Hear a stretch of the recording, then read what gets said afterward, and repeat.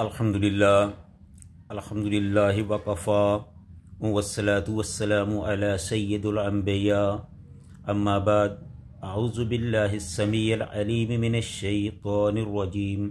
بسم اللہ الرحمن الرحیم فلما جاءها نودی ان بورک من فی النار ومن حولها وسبحان اللہ رب العالمین صدق اللہ العظیم۔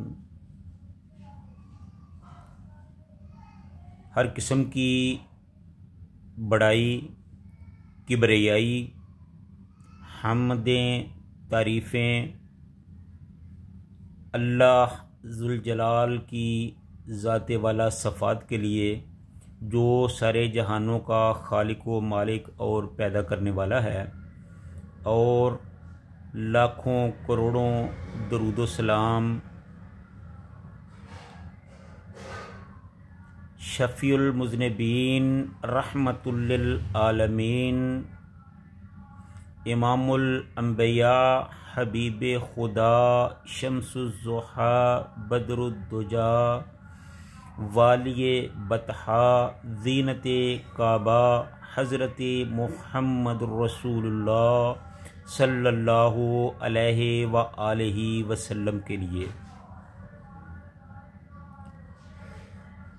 یہ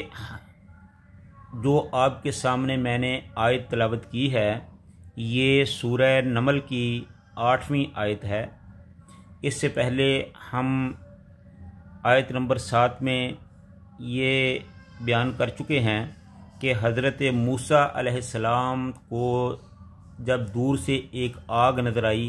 تو وہ اس کے حصول کے لیے وہاں اس کی طرف چل دیے۔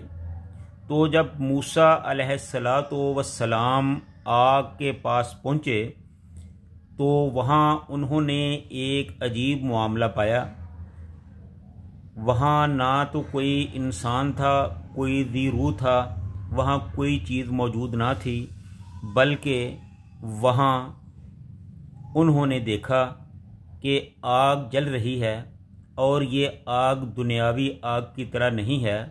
بلکہ ایک درخت ہے، ہرا بھرا درخت ہے،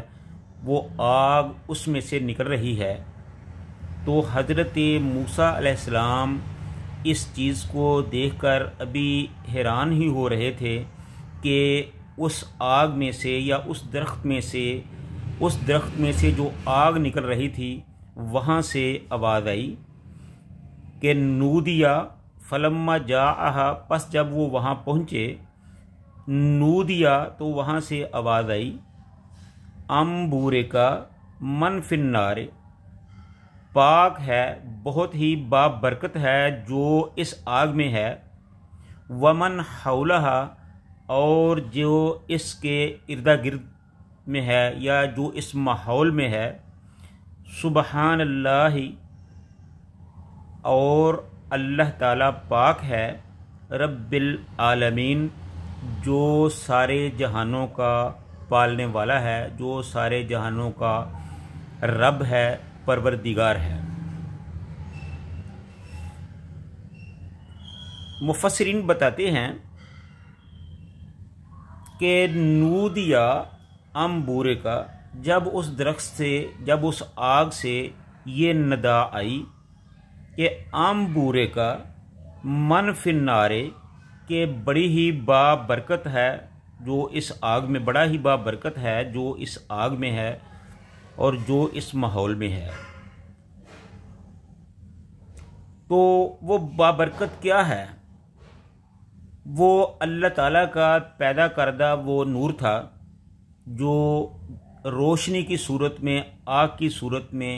وہ نظر آ رہا تھا۔ ومن فی النار ومن حولہا، جو اس کے ارد گرد ہے، اور اس ارد گرد کے ماحول سے مفسرین نے یہ مراد لی ہے کہ اس سے مراد اللہ تعالیٰ کے فرشتے ہیں، جو اللہ تعالیٰ کے فرشتے ہیں جو مقدس روحیں ہیں، تو یہ وہ پکار ہے جس کے ساتھ پوری کائنات ہم قدم ہے، اور جس کے ساتھ تمام جہان تمام آسمان ہم آہنگ ہیں، تمام کائنات اس کے سامنے سہمی ہوئی ہے، اور انسانی روح اور ضمیر اسے سن کر کانپ اٹھتا ہے۔ یہ وہ آواز ہے جس کے ساتھ زمین و آسمان کا اتصال ہے،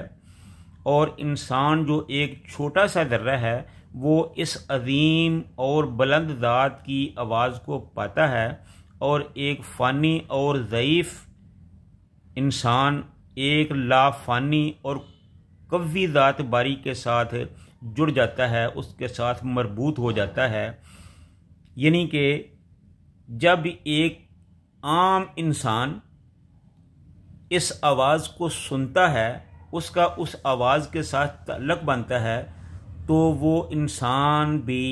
عام انسانوں سے ہٹ کر ایک خاص انسان بن جاتا ہے۔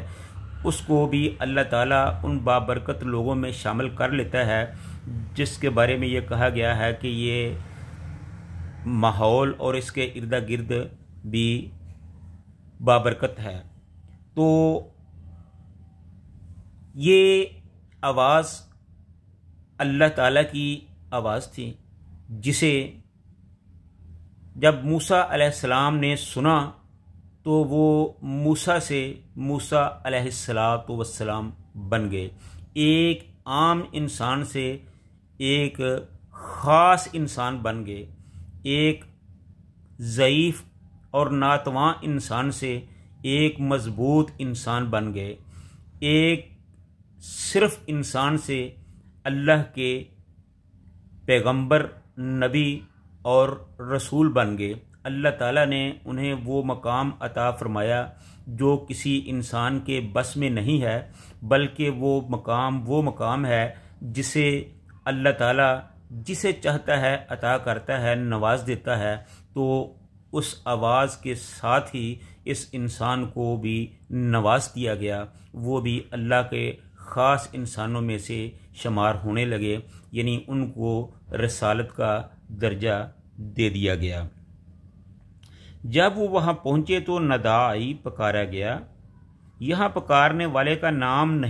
قرآن نام نہیں لیتا، لیکن وہ معلوم ہے یہ نام نہ لینا احترام، تعظیم اور جلالت شان کبریائی کے لیے استعمال ہوا ہے۔ نودیہ ام بورک من فی النار ومن حولہا، پکارا گیا کہ وہ مبارک ہے جو آگ میں ہے اور وہ جو اس کے ماحول میں ہے۔ آگ میں کون تھا اور آگ کے ماحول میں کون تھا؟ مختصراً یہی ہے کہ آگ میں اللہ تعالیٰ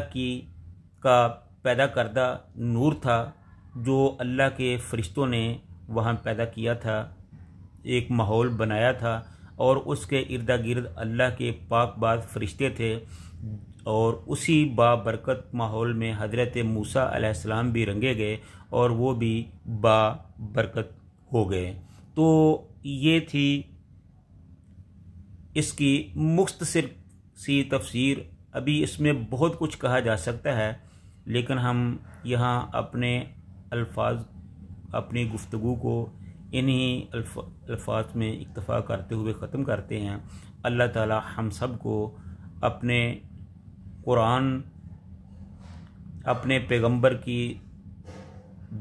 لائی ہوئی شریعت کے مطابق اپنی زندگی کو گزارنے کی توفیق عطا فرمائے۔ وآخر دعوانا ان الحمد للہ رب العالمین۔